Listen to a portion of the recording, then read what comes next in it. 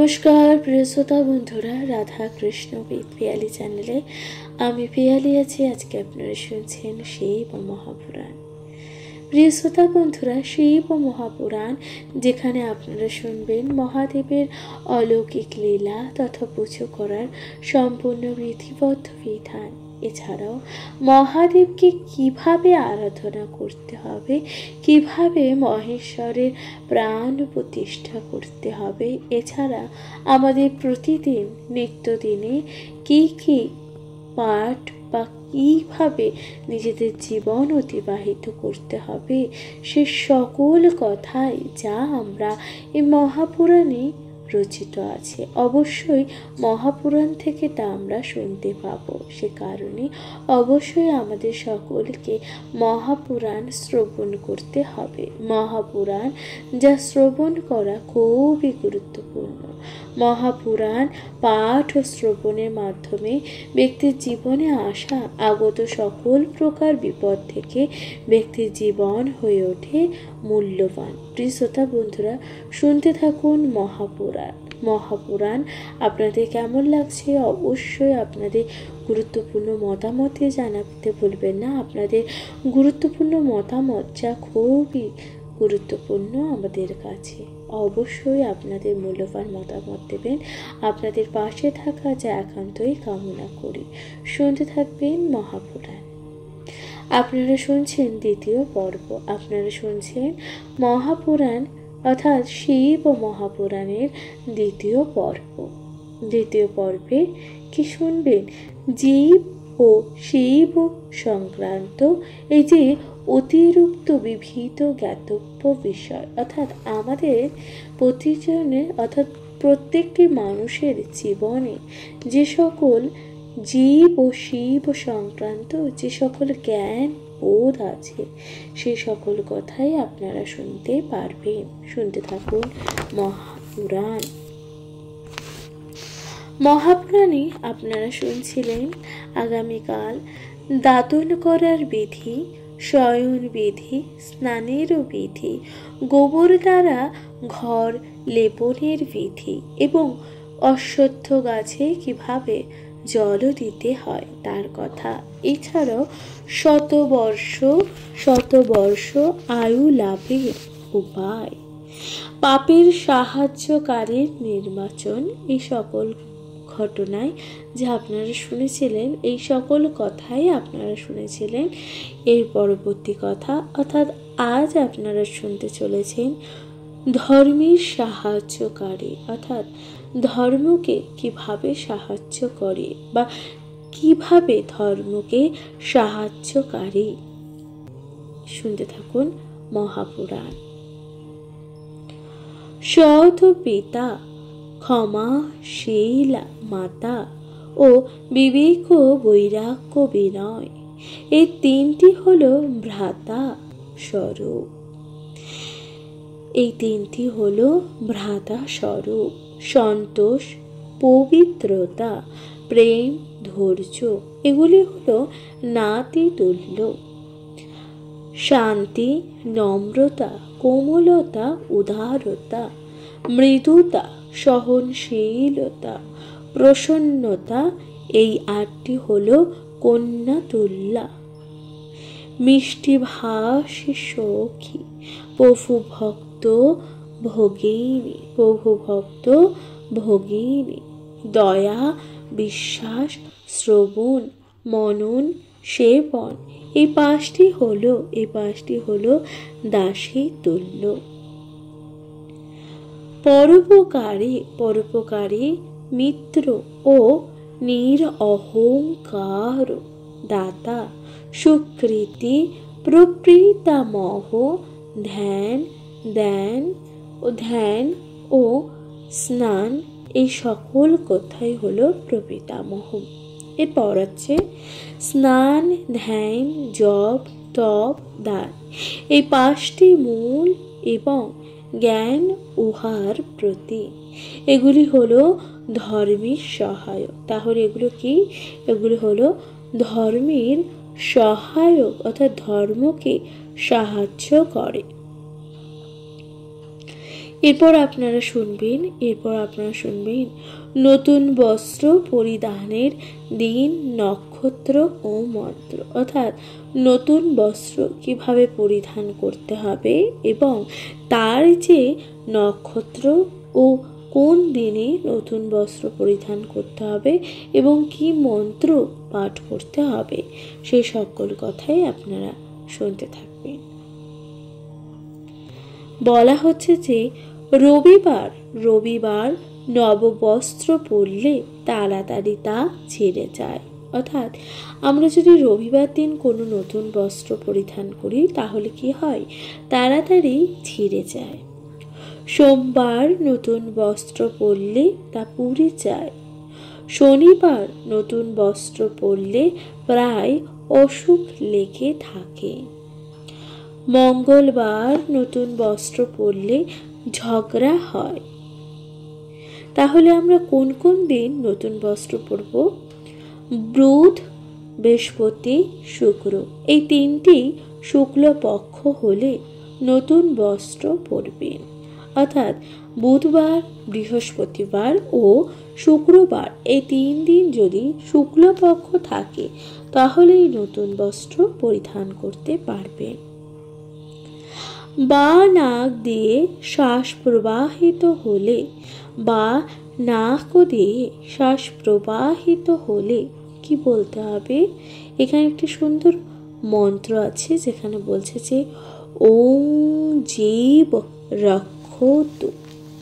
এই মন্ত্র জপ করতে করতে নতুন বস্ত্র পরবেন। তাহলে নতুন বস্ত্র পরার মন্ত্র কি? ওম জীব রক্ষতু। অর্থাৎ বা নাক দিয়ে শ্বাস প্রবাহিত হলে এইভাবে মন্ত্র পাঠ করতে হবে, ওম জীব রক্ষতু। এই মন্ত্র জপ করে আপনাদের নতুন বস্ত্র পরিধান করতে হবে। এরপর কি বলা হচ্ছে? হস্তা, চিত্রা, বিশাখা, অনুরাধা, অশ্বিনী, ধনিষ্ঠা, পুষ্যা ও পুনর্বসু, উত্তর ফাল্গুনী, উত্তর ভাদ্রপদ, রোহিণী, এই সকল নক্ষত্রে নববস্ত্র পরবেন। তাহলে নববস্ত্র কোন কোন সময় পরবেন? নববস্ত্র পরবেন হস্তা, চিত্রা, বিশাখা, অনুরাধা, অশ্বিনী, ধনিষ্ঠা, পুষ্যা, পুনর্বসু, উত্তর ফাল্গুনী, উত্তর ভাদ্রপদ, রোহিণী, এই সকল নক্ষত্রে নববস্ত্র পরবেন। এই সকল নক্ষত্রে কি করতে হবে? নববস্ত্র পরতে হবে। এরপর কি বলা হচ্ছে? তাহলে আপনারা শুনলেন নববস্ত্র অর্থাৎ নতুন বস্ত্র পরার সময় নক্ষত্র ও কোন দিন পরা ভালো এবং কি মন্ত্র জপ করতে হবে তা আপনারা শুনলেন। এরপর বলা হচ্ছে আহার করার নিয়ম, অর্থাৎ আমরা যে খাদ্য খাই তার কি প্রকার নিয়ম আছে, অর্থাৎ আহার করার সঠিক নিয়ম কি?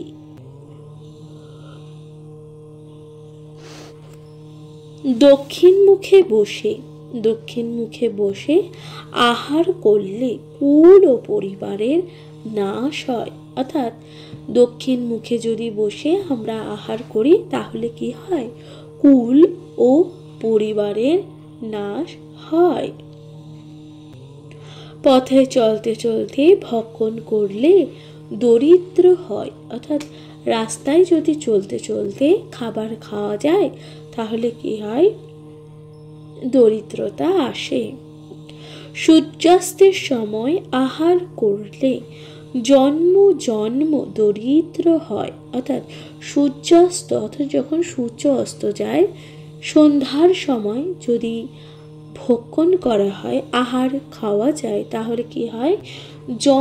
জন্মান্তর দরিদ্র হবে। এরপর বলা হচ্ছে যে পূর্ব দিকে বসে আহার করলে পুণ্য বৃদ্ধি হয়। অর্থাৎ পূর্ব দিকে বসে আহার গ্রহণ করলে কি হয়? পুণ্য বৃদ্ধি হয়। উত্তর মুখে বসে আহার করলে সিদ্ধি লাভ হয়। পশ্চিম মুখে বসে আহার করলে কোনো প্রকার শত্রু ক্ষতি করতে পারেই না। তাহলে কোন কোন দিকে মুখ করে বসবেন এবং আহার করবেন, অর্থাৎ খাদ্য ভক্ষণ করবেন?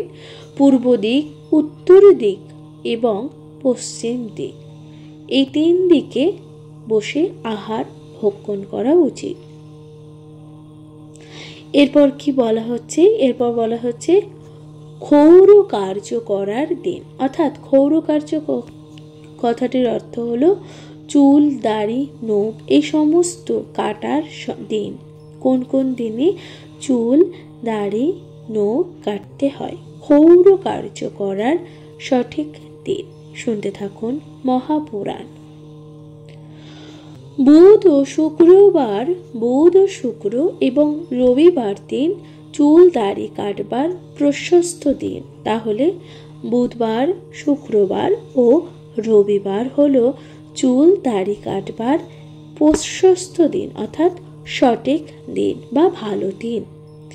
শনিবার দিন ক্ষৌর কর্ম করলে রোগ হয়। অর্থাৎ শনিবার দিন যদি আপনারা চুল, দাড়ি, নখ এই সকল কিছু কাটেন তাহলে কি হবে? রোগ হবে। এরপর বলছি সোমবার দিন ক্ষৌর কর্ম করলে বংশের হানি হয়। মঙ্গলবার দিন ক্ষৌর কর্ম করলে চিন্তা, লড়াই, শোক, মোকদ্দমা অর্থাৎ এই যে জমি বাড়ি এ সমস্ত আইনি বিষয় প্রভৃতি বিষয় নিয়ে মনে দুঃখ হয়।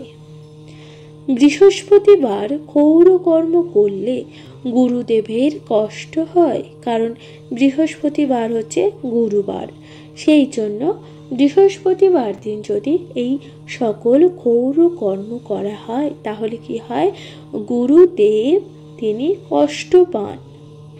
বুধবার ক্ষৌর কর্ম করলে ঋণগ্রস্ত হতে হয় না। অর্থাৎ বুধবার দিন তো বলেইছিলাম যে ক্ষৌর কার্য করার সঠিক দিন, তাই বলা হচ্ছে যদি বুধবার দিন আপনারা ক্ষৌর কর্ম করেন তাহলে কি হবে? ঋণগ্রস্ত হতে হয় না। এরপর হচ্ছে শুক্রবার দিন ক্ষৌর কর্ম করলে উত্তম খাদ্য পাওয়া যায়। শুক্রবার দিন ক্ষৌর কর্ম করলে কি হয়? উত্তম খাদ্য পাওয়া যায়।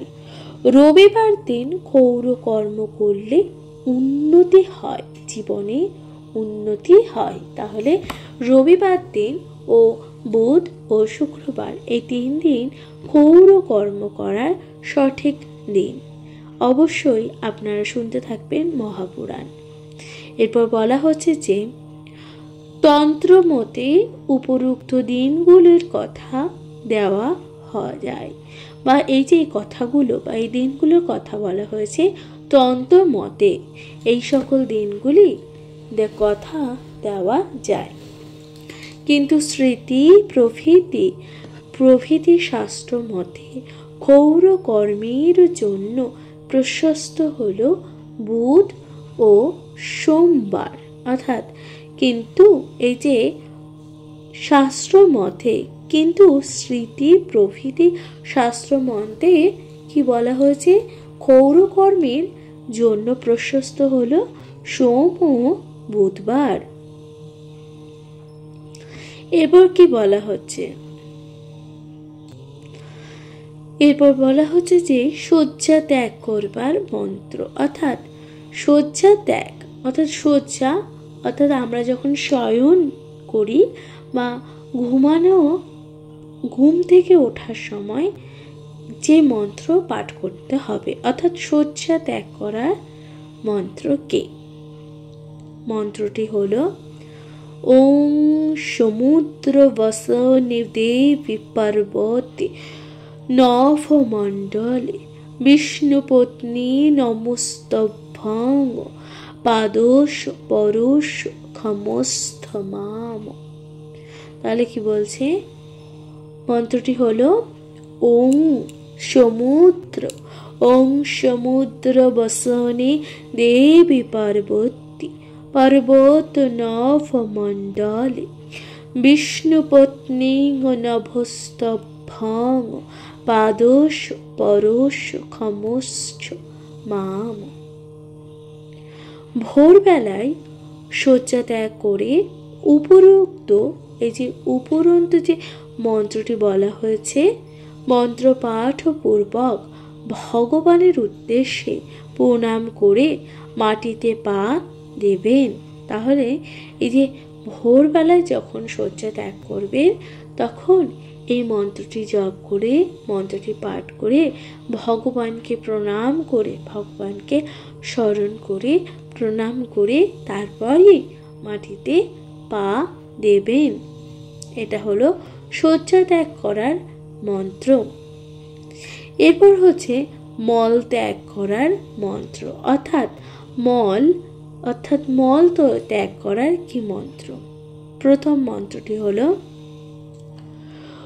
উতিসন্ত সুর সর্বে গচ্ছ গচ্ছন্দ গন্ধর্ব কিন্নরা পিচাস গুহকোশ্চৈব মল মূত্রাম করম ইয়াম।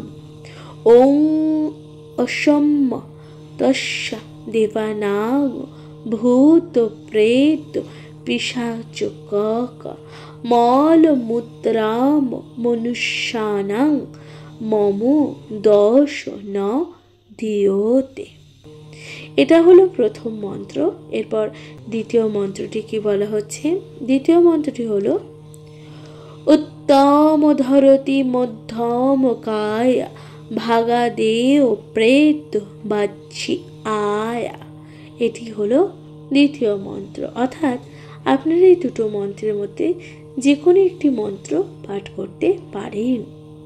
এখানে কি বলা হচ্ছে? উপরোক্ত দুটি মন্ত্রের যে কোনো একটি মন্ত্র তিনবার পাঠ করে 3 বার তালি দিয়ে মলত্যাগ করতে বসবেন। তাহলে মলত্যাগ করার নিয়ম কি? এই যে দুটি মন্ত্র আছে এই দুটি মন্ত্রের মধ্যে যে কোনো একটি মন্ত্র পাঠ করে 3 বার তালি দিয়ে তারপরে মলত্যাগ করতে বসবেন। এরপর আসছে প্রস্রাব করার মন্ত্র, অর্থাৎ প্রস্রাব করার কি মন্ত্র আছে যা আপনাদের পাঠ করা অবশ্যই গুরুত্বপূর্ণ। শুনতে থাকুন মহাপুরাণ। প্রস্রাব করার মন্ত্র হলো ওং রূপেকা ইন্দ্রে শোনকা ধার ধরিত্রী মাতা ত্রিণী নমস্কার। ওং ধৃত দাশরথি সর্ব ওং তং চৈব কেশব শ্রিতা মুত্রাং তয়ং মেহং দেবী তত্তং তস্য মাং শনতত্তং ক্ষমা তত্তি।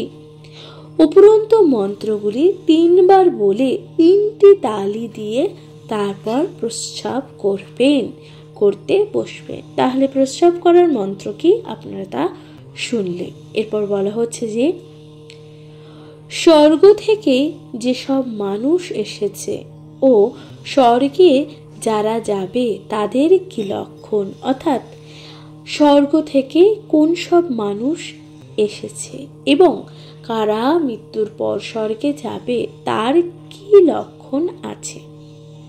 আপনারা শুনছেন মহাপুরাণ। মহাপুরাণের আজকের আলোচ্য বিষয়বস্তু দ্বিতীয় পর্ব জ্ঞাতব্য বিষয়। সুন্দর ধনবান বেদ ও গুরু বাক্য বিশ্বাসী মিষ্টভাষী ধার্মিক সাধু ও ব্রাহ্মণদের প্রতি ভক্তিপরায়ণ তীর্থযাত্রী ও ব্রতাতীতে আনন্দিত সতী স্ত্রী নিরোগী জপ তপ দান ও ধ্যান করে সৎ জ্ঞানী সাধু সঙ্গকারী ধৈর্যশীল সন্তুষ্ট গুণ ও বিদ্বান সবার সঙ্গে মিলেমিশে থাকে, সাধ্যমতো সকলের সেবা করে, সৎপাত্রে দানকারী, খলের সংস্পর্শে থাকে না, মানি ও জীবে দয়াবান, মাদকদ্রব্য সেবন করে না, বিষয়িত নয়, শরীর মন বচসে সর্বদা সুখী থাকে। উপরন্তু গুণগুলির মধ্যে যে ব্যক্তির কোনো একটি গুণ থাকে, সেই মানুষ স্বর্গ থেকে এসেছে এবং সে স্বর্গেই যাবে।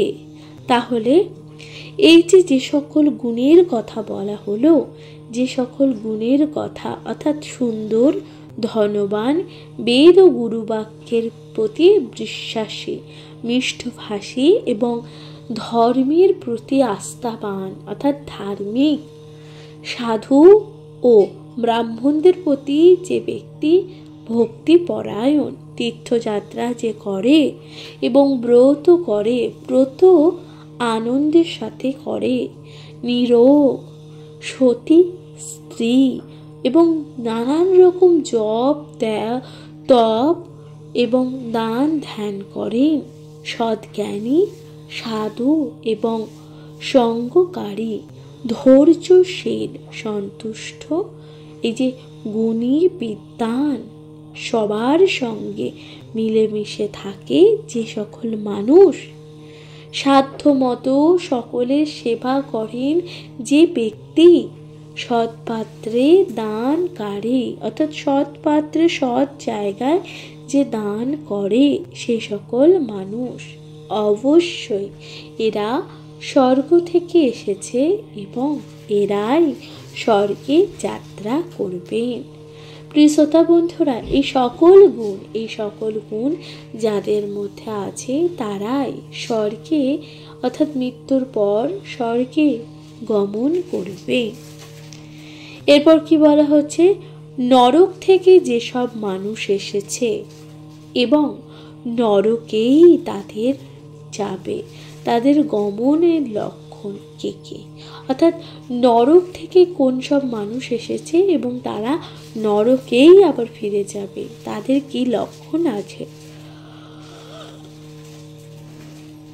বলা হচ্ছে যে কুরূপ, কালো, কুষ্ঠরোগগ্রস্ত, অন্ধ, কালা, খোরা, রোগী, কচু, পঙ্গু, দরিদ্র, কামী, ক্রোধী, লোভী, হিংসুক, নিন্দুক, পাপী, জীব হত্যাকারী, অহংকারী, চোর, মিথ্যাবাদী, মদ্যপায়ী, জুয়ারি, বেশ্যাসক্ত, মৎস্যাহারী, বিশ্বাসঘাতক, ফাঁকিবাজ, সংশয়বাদী, পাষণ্ড, বিবাদী, ধর্মে অজ্ঞানকারী, ছলনাকারী, শরীরের অযত্নকারী, সাধু ব্রাহ্মণদের সেবা ভোগী, যে নমস্কার করে না, নাস্তিক, যে গুরু ও অগ্নিকে লাথি মারে, কটুভাষী, যে সকলের নিন্দা করে ও নিজের বড়াই করে, সেসব লোক নরক থেকে এসেছে ও তাদের গমন নরকেই হবে।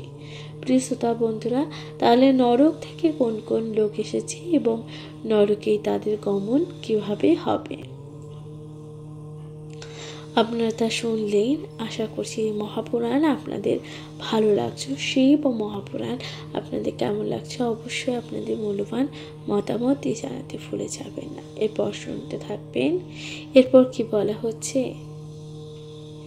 যার বন্ধুর সঙ্গে বিশ্বাসঘাতকতা করে তাদের লক্ষণ, অর্থাৎ যে সকল ব্যক্তি নিজের বন্ধুর সঙ্গে বিশ্বাসঘাতকতা করে তাদের কি লক্ষণ আছে।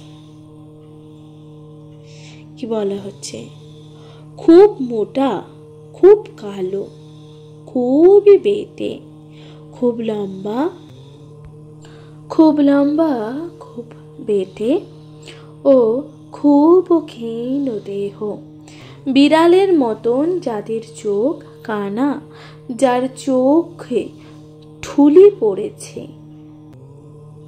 ঠেরা ও ছোট চক্ষু বিশিষ্ট ও সবসময় যাদের চোখে পলক পড়ে, দুটি চোখ সমান নয়, মিটকি শয়তান, যার দাঁতের ওপর দাঁত আছে, কুজো, যার ঘাড় ছোট, গোঁফ ও শূন্য এবং যার বুকে একেবারেই লোম নেই, যাকে গো বেচারার মতন লাগে দেখতে, যারা মৃদু মৃদু কথা বলে, যাদের নাম 1, 4 ও 10 অক্ষর বিশিষ্ট, সেই সব লোক বন্ধুর সঙ্গে বিশ্বাসঘাতকতা করে থাকে।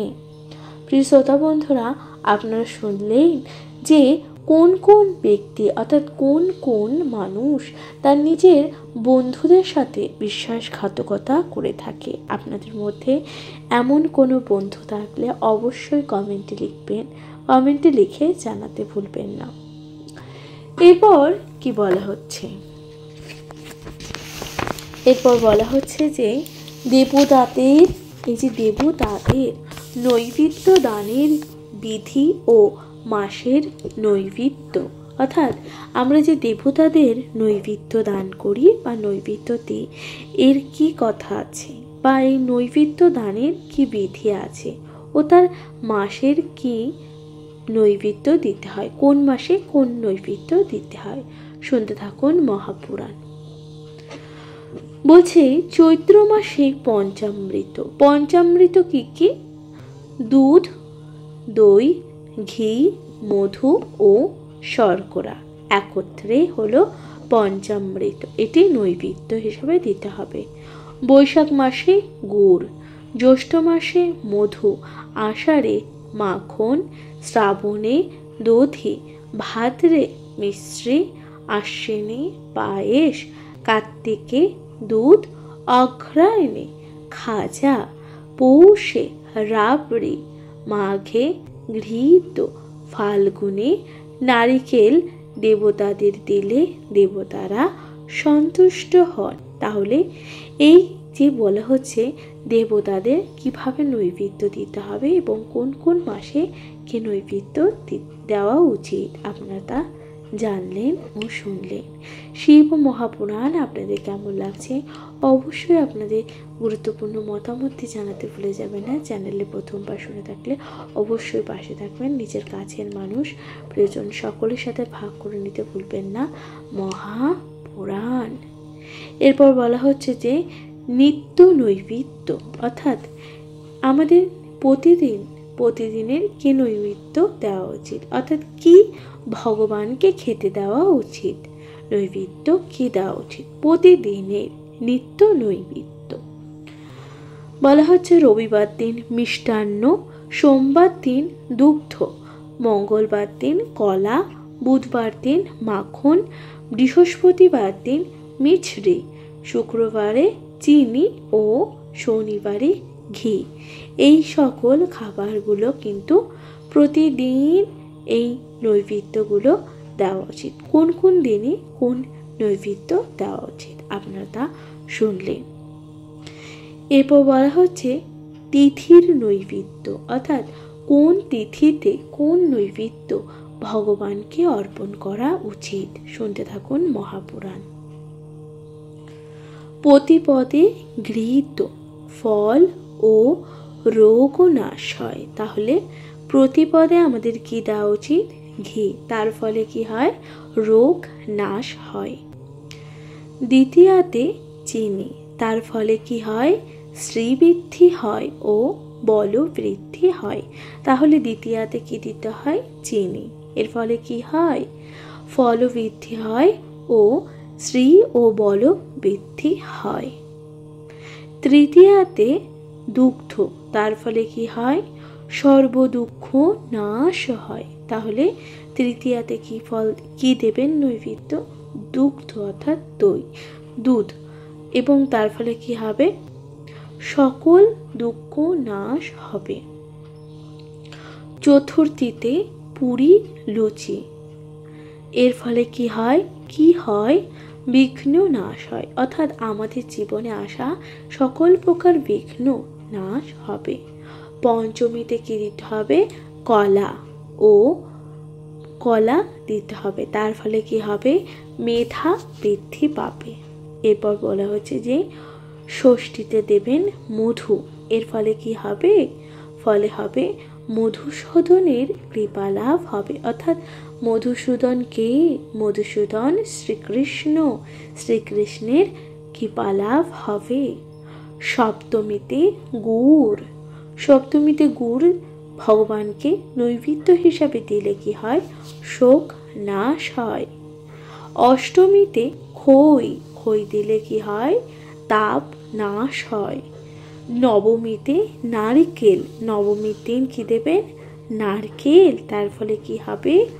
সুসহায়। দশমীতে তিল দিলে কি হবে?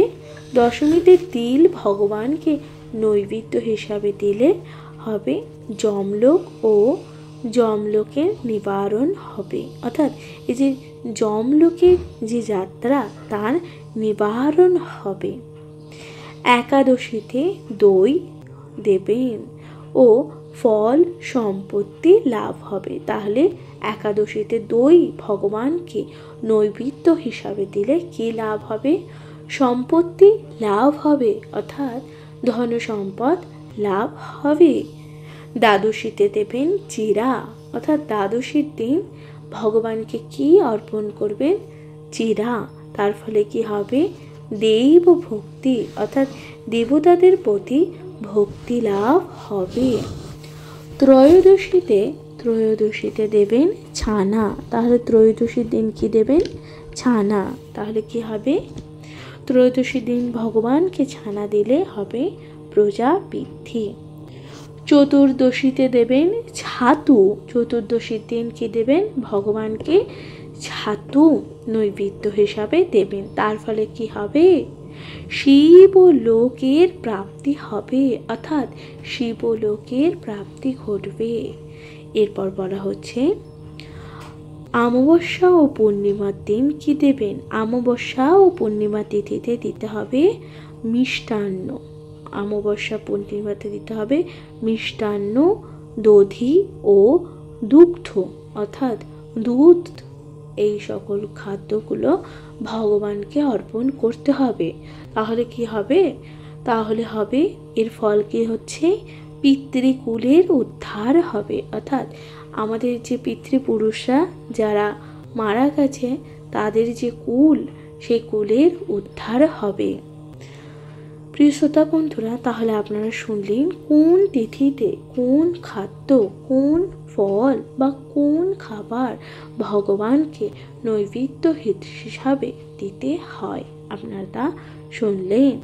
অবশ্যই নিজেরা প্রতিদিন গৃহে ভগবানকে প্রতিদিন এই যে তিথি হিসাবে নৈবেদ্য দেবেন এবং কোন দিন কোন নৈবেদ্য ভগবানকে সেবা দিতে হয় আপনারা তা শুনলেন। এরপর বলা হচ্ছে যে এবং নৈবেদ্য দেওয়ার মাস, অর্থাৎ কোন মাসে কোন নৈবেদ্য দিয়ে ভগবানের আরাধনা করতে হয় তাও আপনারা শুনলেন এবং জানলেন।